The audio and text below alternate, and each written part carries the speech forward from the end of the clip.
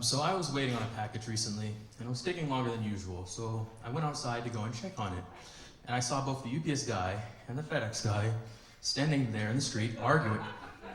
Yeah, it's wild, right? They're about to have a feud. Also, he works at FedEx, so that's why they're laughing. Yeah, but the UPS guy, right?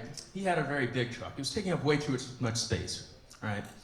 It kind of reminded me of like when Chris Christie goes to the beach.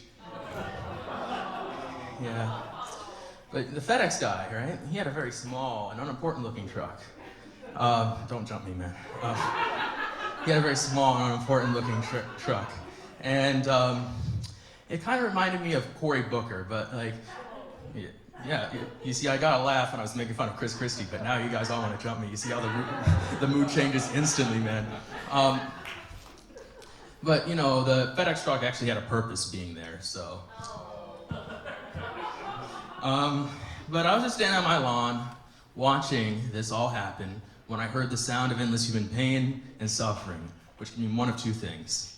Either Rudy Giuliani became mayor again, or my Amazon Prime delivery came. Thank God it was just Amazon, but I noticed he couldn't get through because of the two other guys. And he came down and he got out of his truck and he did what any reasonable Amazon employee would do and start arguing with them. Now, this wouldn't be the first time that politics has gotten in the way of me getting my avocados. You know how we used to get packages? Pigeons. And I have a friend, he's quite a strange guy. He kind of looks and acts like a pigeon, but he really hates being called a pigeon. You know, it really ruffles his feathers. He says he'd much rather be called something cool, like Falcon. And I said, okay, we'll call you Falcon once you stop pecking dirty pretzels off the ground. And then one day, my history teacher was talking about the bird flu and how it was spread by pigeons because they're very disgusting creatures. My friend got up, started flapping his arms, and pecking at the teacher. Now that was bad, right? But to make things even worse, the teacher got the bird flu the next day. Anyways, speaking of unfortunate events, right now the entertainment industry is trying to help repair damages they've done to minorities, I guess. And one of the things, for example, Twitch, a video game live streaming service, recently decided to ban the tag blind playthrough. Blind playthrough, in case you don't know, means your first playthrough of a video game without having any experience. They banned the term to appeal to blind people. Now, I don't know about you guys, but I don't think blind people watch Twitch all that often.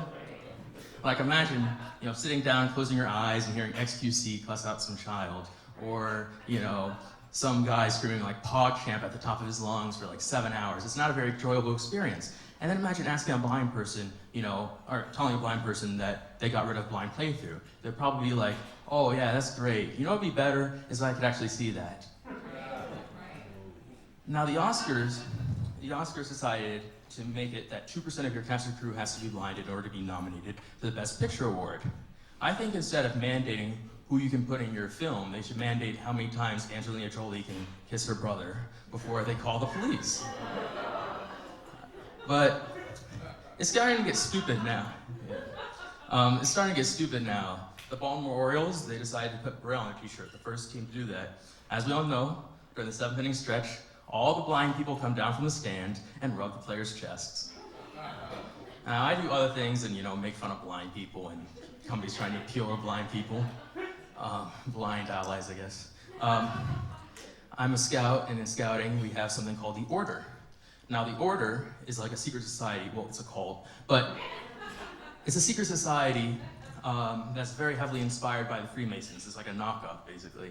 But they are heavily inspired by Native American rituals and dances because, you know, the Boy Scouts is stuck in the 50s and Twitter can't find out about it to cancel them because of the Boy Scouts' second unheard of motto, which is, what happens in Boy Scouts stays in Boy Scouts.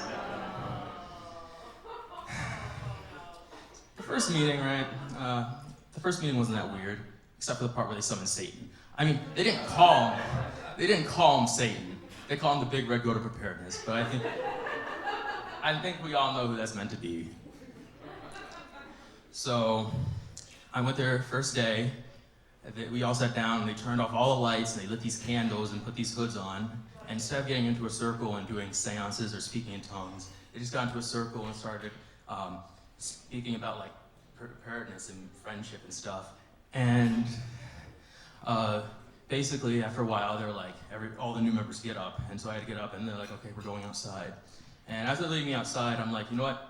This is gonna be the end of me. You know, they're gonna sacrifice me to the big red goat of preparedness, and my soul will be pitching tents for like eternity, right? So we get out there, the guy removes his mask, and he's like, I am so proud of each and every one of you guys. We are all brothers now. You finally completed your ordeal. And if you want to, you can go get some refreshments by the big red goat of preparedness altar. You know, I was just there like, this gotta be the lamest call ever. You know, it's even lamer than like Sam's track team or whatever, right? You know, they don't have blood sacrifices, they don't have Tom Cruise, they don't got anything, right? Speaking of El Diablo, I got my dog in Mexico. You see, his name was Yogi, which is very Spanish in case you don't know, and he only took commands in Spanish. And at that point I was like, does this dog even have a visa? And that really worries me because there's been an increase in deportations recently, and when the German Shepherd down the street got deported, I knew it was time to act. So I changed his name from Yogi to Rocky, which is a very American name, right? And I decided to teach him some very simple American phrases and words that everybody should know, like, hello, country road, take me home, West Virginia, and get off my property. My dog repeated back to me, hola, all roads lead to the US border with Mexico, and dogs don't own property. I was like, this dog is gonna get deported to Tijuana and end up in a mariachi band. But you know what? That's my time. Thank you guys, I'm Julian. Vaya con Dios.